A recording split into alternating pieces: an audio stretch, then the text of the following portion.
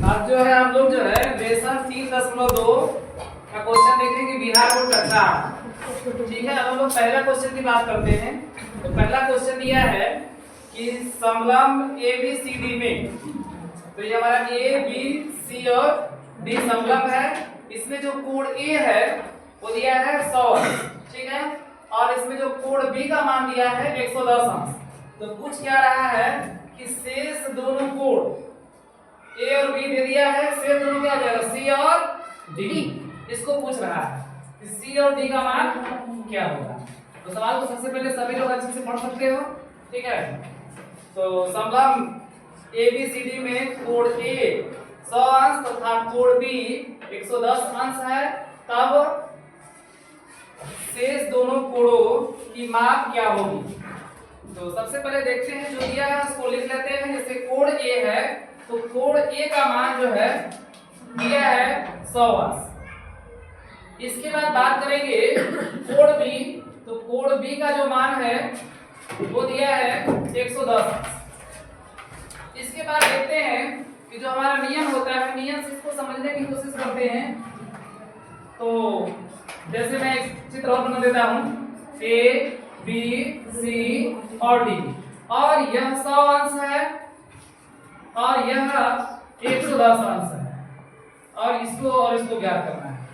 तो होता क्या है कि समलंब चतुर्भुज के सम्मुख कोणों का योग 180 अंश होता है। अगर यह 100 अंश है तो यह कितना होगा, 80 अंश होगा।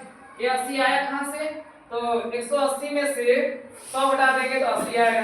अब जो है 110 अंश है, B और D को जोड़ने पर जो है 180 होना चाहिए। 110 में कितना कम होगा, 70 कम हो रहा है, अगर 70 जोड़ देंगे तो 180 हो जाएगा, B 70 अंश।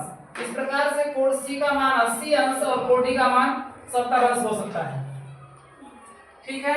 लेकिन इसको डिटेल में देखते हैं हम लोग।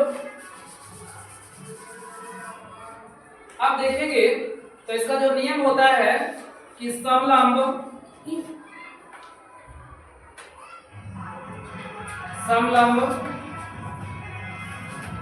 चतुर्भुज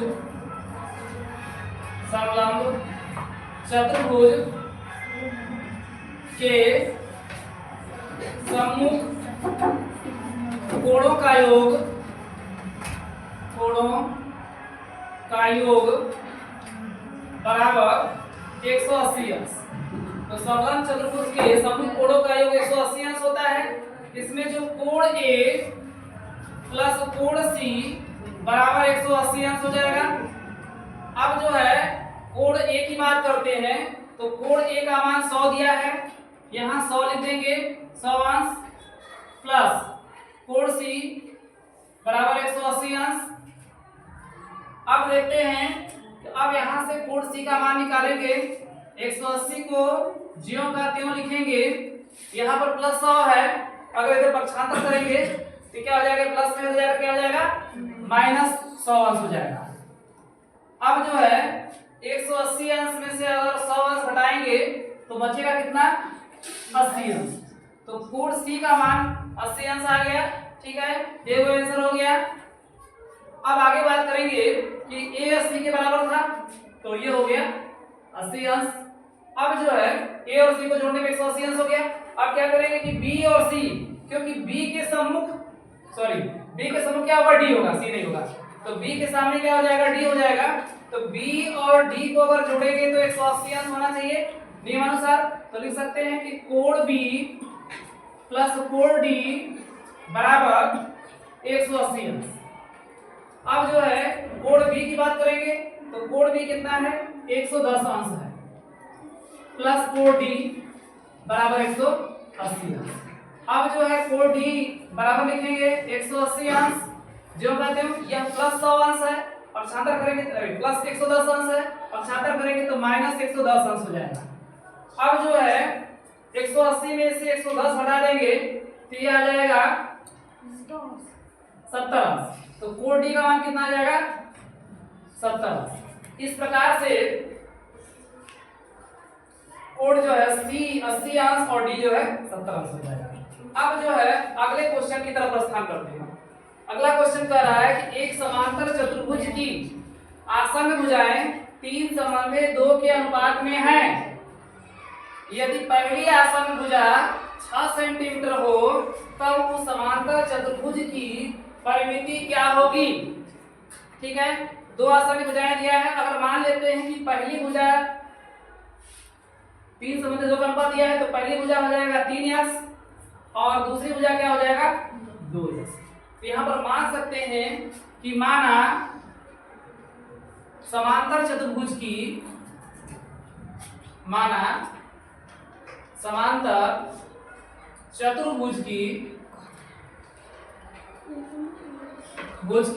पहली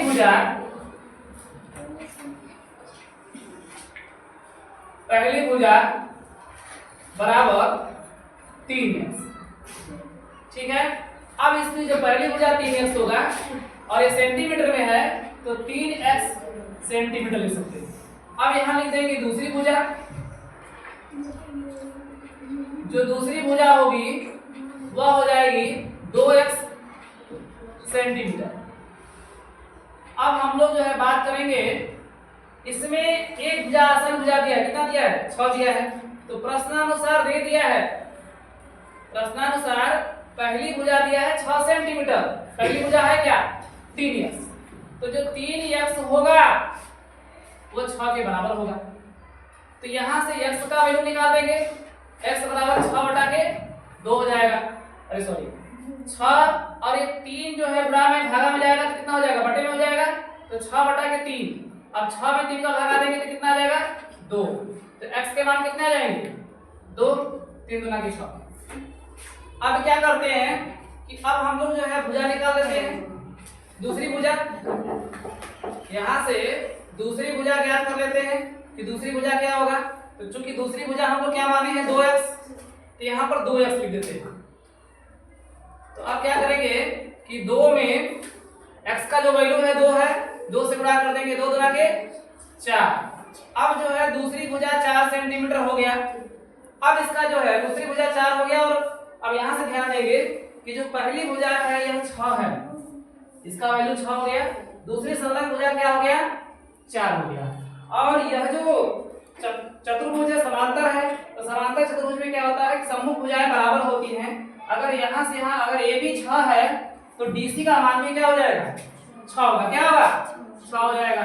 इसी प्रकार से अगर बीसी 4 है तो एडी भी क्या हो जाएगा 4, क्योंकि सम्मुख भुजाएं क्या होती हैं बराबर होती है समांतर चतुर्भुज में। अब इसका परिमिति निकालना है, तो परिमिति या परिमाप बराबर क्या होता है कि चारों भुजाओं का योग, चारों भुजाओं का योग। चारों भुजाएं जोड़ देते हैं, पहली भुजा 6 हो जाएगी, दूसरी भुजा 4, 6 प्लस 4, तीसरी भुजा फिर ये 6 है, 6 हो गया प्लस ये 4 हो जाएगा। यहां से लिख सकते हैं